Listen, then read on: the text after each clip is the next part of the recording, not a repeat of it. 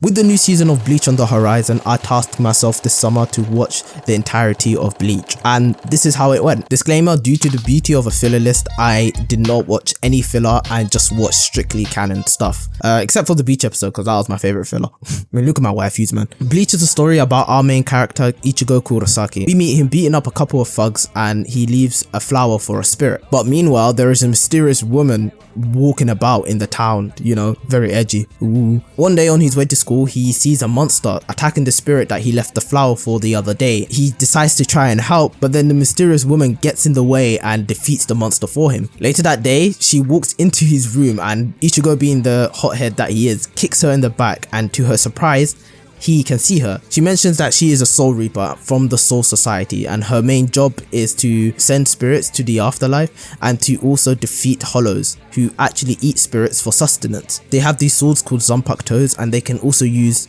incantations like Kido. Very soon after, a hollow attacks Ichigo's family. A woman named Rukia tries to help but loses.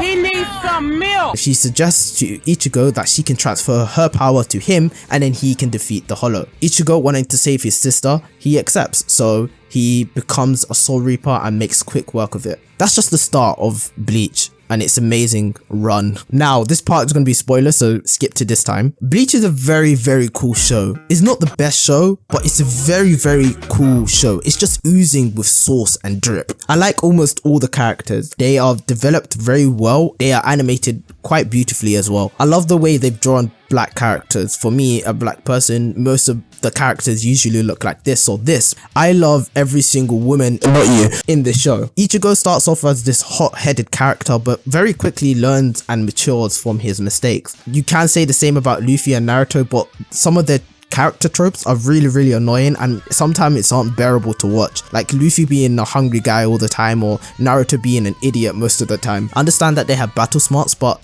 their personality traits really annoy me. Whereas Ichigo, he is a very well-rounded character and I believe this guy actually exists compared to Luffy or Naruto. His fights keep getting better each and every arc, and my fight is Ichigo versus Ukiura. That fight was just a very well animated fight and it was very good for the character development for Ukiura and Ichigo. However,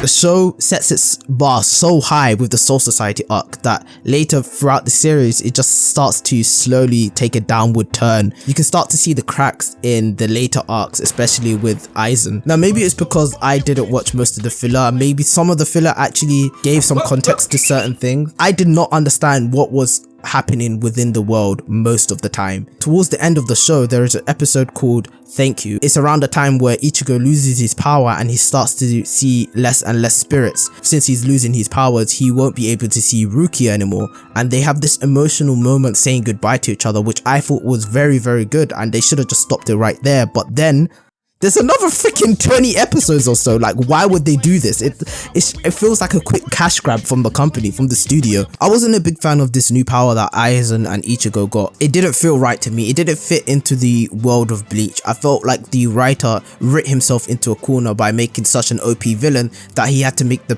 protagonist very OP as well, and it just sort of broke the system that it created. It just doesn't feel right.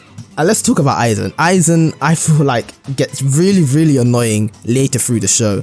I mean, he starts off as this cool, level-headed, smart villain who bested the Soul Society and won the entire arc. But then he goes from an actual smart villain to a freaking dumb, ridiculously smart villain. For example, we get to learn about Shinji and the Visors' past and we see what happened to them.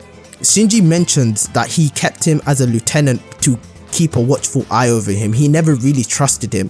But then Aizen's response to that is, yeah, I knew what you were doing and I chose you as my captain. His words, not mine. What the fuck? His response is always, yes, I knew you was gonna do that, so I did this. It doesn't make him a smart villain. It just makes him just a ridiculously like overpowered villain. But that being said, I still think this show is amazing and well deserved to be part of the big three. I don't understand why most people hate this show as to not being part of the big three. Maybe it's because it stumbled at the last hurdle, but even so, it had a lot of great moments. Bleach is a very interesting story with great characters, and it can be something great but just doesn't reach its full potential. And I also wanted to mention the fandom. The fandom is actually very cool. As I said, since the show is very cool, I think that just translates to the fandom as well. Fandom is very welcoming and very understanding as to what Bleach is. Like, they're very chat about it, you know. But yeah, thank you for listening. I'll be back